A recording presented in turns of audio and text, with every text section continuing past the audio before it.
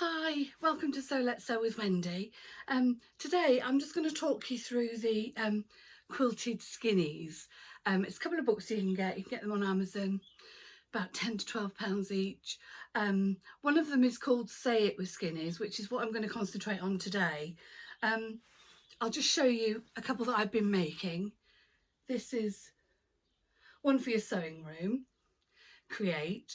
Now, it took me, I'll probably say 3 hours to make that one, so nice and quick.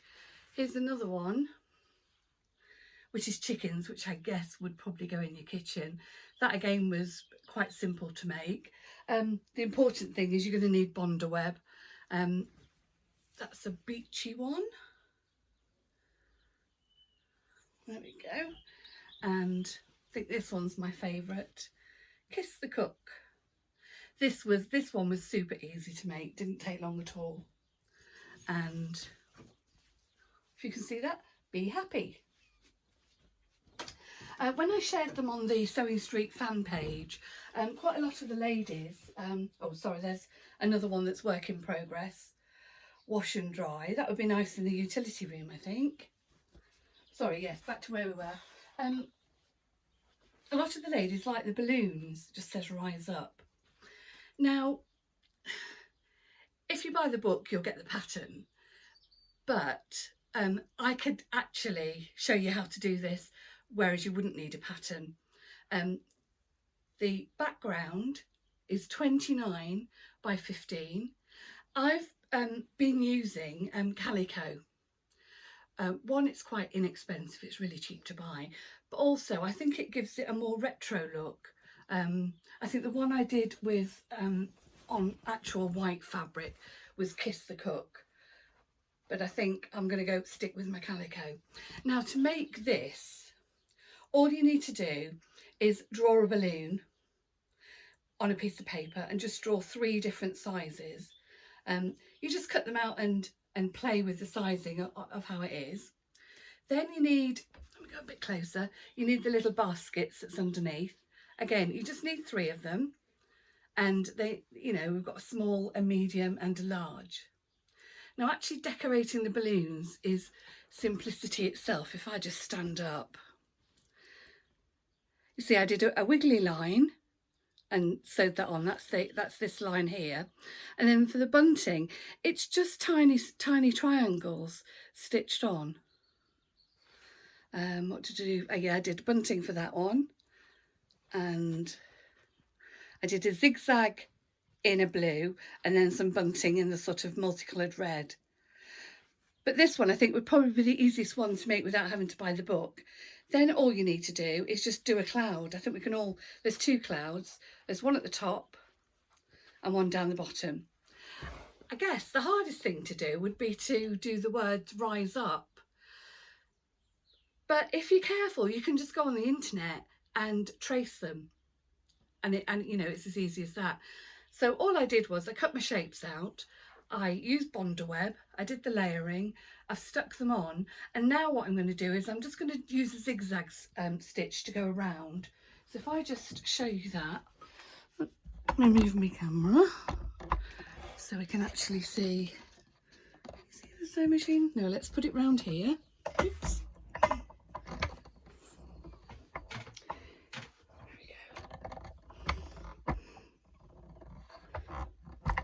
There we go. Sorry, I haven't actually learned how to edit a video yet, so everything's a one-shot wonder. Right, so I'm going to select my zigzag, and I generally like to use 3.5 width and 180 length, 1.8 length. So I'm just going to use white thread because I just think it's easier. So with mine I've got a lock stitch, so I'm just going to do a lock stitch, and then I'm just going to zigzag.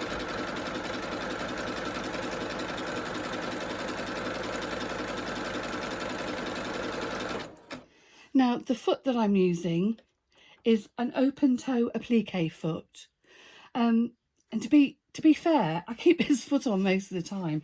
It's got a little notch in the middle, and that's where your needle hits on, you know, that's where it will start from.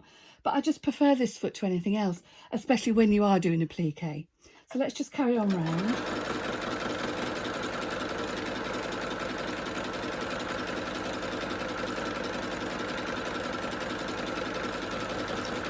Just another point, when you're using your bonder web, make sure that you've got the right layers, like the cloud is a little bit underneath this and the letters is on top of the cloud, and also at the bottom the cloud is on and then the balloon goes on at the top.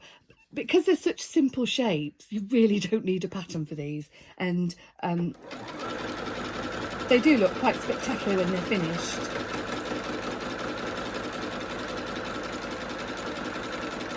So I guess if you start off with a 15-inch wide by 28.5, 29 inches piece of fabric and just have a play. I mean, I did use bonder web, but you don't actually have to. Let's put my needle down. At the bottom of each balloon, they did like a boat shape. But again, you know, that can be replicated quite easily, I think. If I just lock that.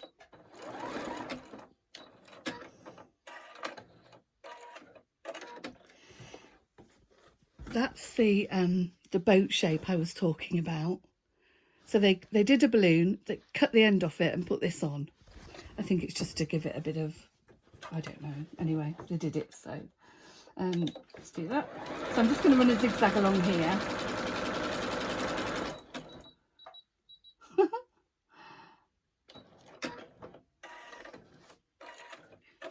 For anybody who's got a machine that beeps at you, it's telling me that my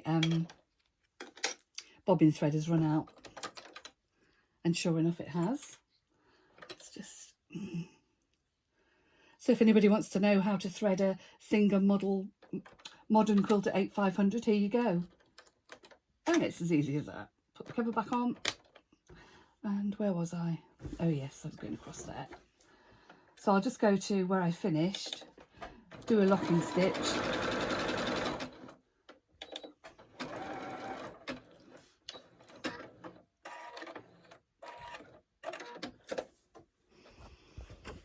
and that's the first balloon sewn on.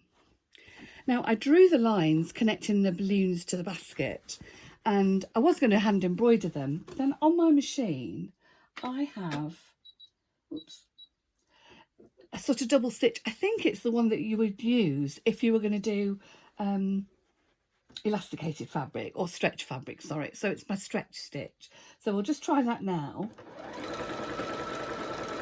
And you can see it's like doing 2 or 3 stitches.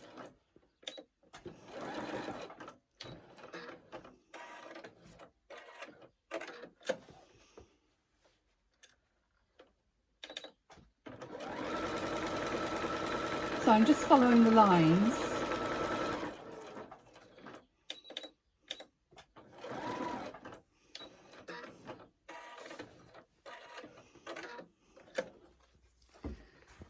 So if you can see that where I stitched it, let me just get rid of those lines. I used a heat erasable pen. There we go.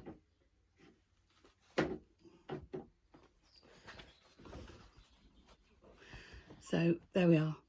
See, it makes a nice line. You can also use this with a contrast thread. Say you decided not to do the cutout rise up because you couldn't find one that you liked. You could get your erasable pen, draw on it the words, and then using that stitch and a contrasting thread, you could stitch round it, and I think that would look really nice. Of course, you could always hand embroider them, and that would look really pretty too. But I mean, I can hand sew, but it's not really one of my specialties. What was I going to say? Oh yeah, another thing to make this pop a little bit more, because the pattern is so simple. I've got some, I don't know what this is called, bobbly trim. And I've got some cream and I've got some green. And I thought it would be really nice if I, let me just cut a little bit. I thought it'd be really nice to put it on the edge of the basket. Like, oops. Like that. Well, not like that actually. Whoops, there. I know, let me just put a pin in it so it doesn't look totally ridiculous.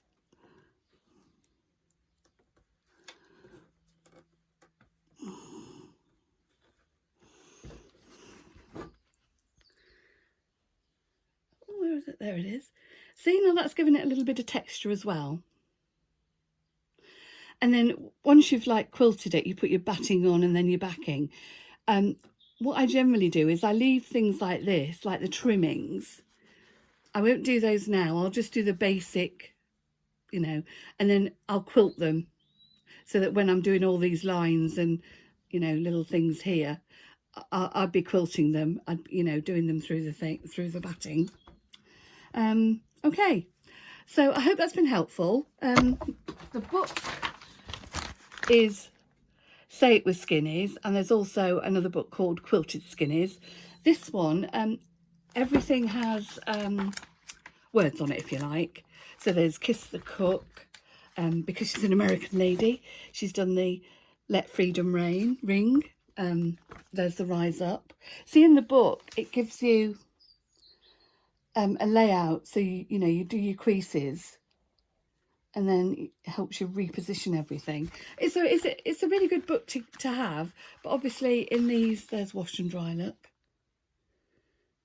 which is another nice one to do. In these times, I know we can't always go out to buy things. That was the Create one, which I, you know, moved things around. I just made it my own, just for interest. This is what the pattern sheet looks like. You've got multiple things and all the lettering and the words that you need. See, there's the balloons.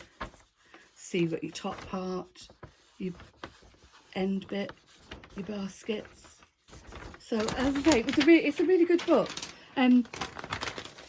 Sometimes you just don't want to do a great big quilt, so you think, well, I'll do something small. So I hope this has been of use, and if you've got any questions, please let me know. Take care, everybody.